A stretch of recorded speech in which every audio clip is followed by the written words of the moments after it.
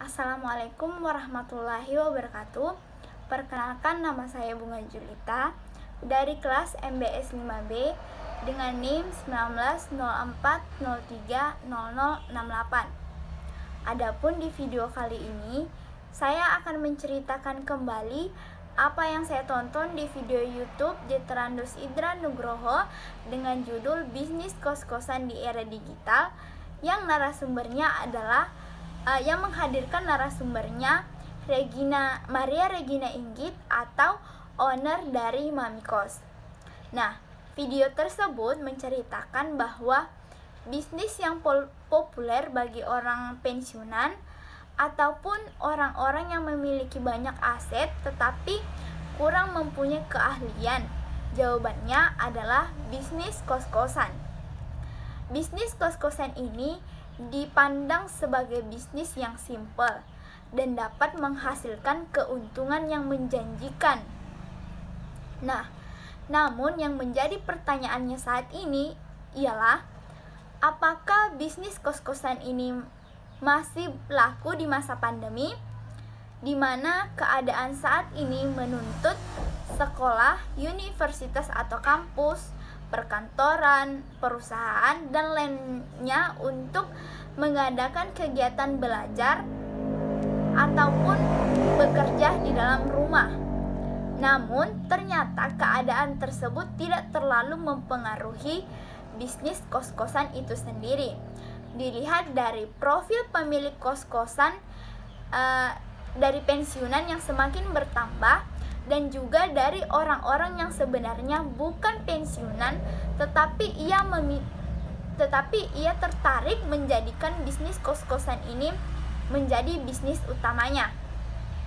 Malahan sekarang sudah banyak terdapat tipe-tipe kos-kosan, tidak hanya diperuntukkan untuk mahasiswa, melainkan juga diperuntukkan untuk karyawan, bahkan untuk pasar pasutri juga sudah termasuk. Nah, lalu kemudian pembahasan seberapa besar sih nilai keuntungan yang ada pada bisnis kos-kosan ini. Nah, dimana ternyata nilai keuntungan dari bisnis ini sangat besar dikarenakan segmen penggunaan kos-kosan di Indonesia sangat besar dikarenakan pertumbuhan penduduk di Indonesia yang semakin tinggi dari hari ke hari. Sedangkan untuk pertumbuhan bisnisnya itu tergolong tinggi dikarenakan pertumbuhan di setiap daerah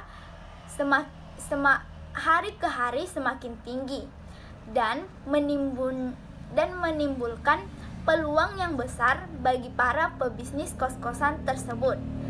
Nah, yang perlu digarisbawahi di sini adalah adapun 3 poin penting dalam pertumbuhan bisnis kos-kosan itu sendiri. Yang pertama adalah mobility, yang kedua adalah urbanisasi, dan yang ketiga adalah flexibility. Nah, lalu pembahasan mengenai berapa persen dampak yang diakibatkan oleh keadaan pandemi dari segi pendapatan. Nah, jadi sebenarnya yang dijelaskan di video bahwa dari setiap daerah ini berbeda-beda.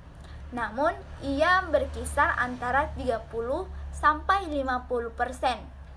Terutama berdampak sangat banyak terhadap daerah-daerah yang bergantung pada satu kampus saja. Nah, kemudian respon dari pemilik kos pada saat pandemi terjadi tentu saja kaget dikarenakan biasanya setiap semester walaupun ada yang lulus pasti akan ada yang menggantikan atau yang masuk. Jadi pendapatan dari pebisnis tersebut akan terus berlanjut. Namun pada saat pandemi hal tersebut menjadi berhenti. Nah, lalu kemudian terdapat juga perubahan perilaku konsumen pada saat terjadinya pandemi, dimana misalnya kebutuhan fasilitas kamar yang semakin tinggi, seperti mulai dari pertimbangan kecepatan wifi, kebersihan, dan munculnya ekspektasi baru dari pengguna kos-kosan tersebut. Lalu kemudian pembahasan mengenai apa yang menjadi poin yang sering dirasakan customer dan apa keinginan yang sangat besar yang belum bisa dipenuhi oleh pemilik kos-kosan atau pebisnis kos-kosan tersebut. Jadi, secara general, pain point-nya adalah ekspektasi dan realita dari kos-kosan tersebut, di mana biasanya kos-kosan ini banyak dimiliki oleh personal. Nah, di mana personal tersebut ini juga memiliki cara masing-masing mengenai hal fasilitas, SOP atau standar operasional dan lain-lainnya. Nah, kemudian standar ini kemudian dirasa kurang cocok oleh customer. Misalnya dari luas kamar, jenis kasur, kecepatan wifi dan lain-lainnya, sehingga menimbulkan adanya konflik atau adanya konflik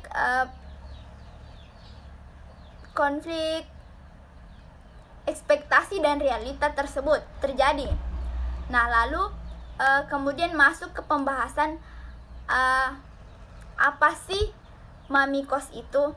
Jadi, Mami Kos itu adalah platform untuk mencari kos-kosan dan mempertemukan pemilik kos dan yang ingin menyewa kos-kosan tersebut. Nah, lalu kemudian untuk persaingan dalam bisnis kos-kosan ini sudah termasuk banyak. Namun kemudian Mami Kos ini juga memberikan layanan kepada calon pebisnisnya untuk mendapatkan sebuah saran dari data-data yang sudah ada. Misalnya, di manakah tempat strategi untuk membangun kos-kosan. Lalu kemudian pembahasan di video tersebut ialah apa sih yang akan menjadi tren di bisnis kos-kosan 5-10 tahun ke depannya. Yaitu ternyata trennya di daerah-daerah baru itu akan semakin banyak pertumbuhan dikarenakan adanya urbanisasi. Lalu hal tersebut akan menumbuhkan kebutuhan tempat tinggal dari segi keberagaman.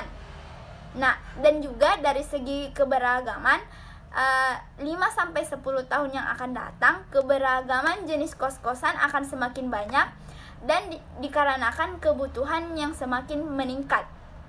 Dan juga dari video tersebut menghasilkan hasil review bagi pemilik kos-kosan ialah sebagai pebisnis kos-kosan yang baik, alangkah lebih baiknya mengumpulkan semua data yang ada untuk membuat kos-kosan yang strategi dan akan diminati oleh calon konsumen. Dan lalu untuk kedepannya pebisnis kos-kosan ini perlu menimbang kembali apa saja yang menjadi kebutuhan bagi calon konsumennya, dikarenakan dari tahun ke tahun akan semakin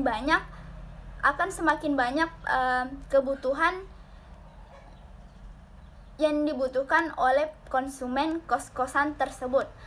Sekian, itulah video dari saya. Wabillahi taufik walhidayah. Wassalamualaikum warahmatullahi wabarakatuh.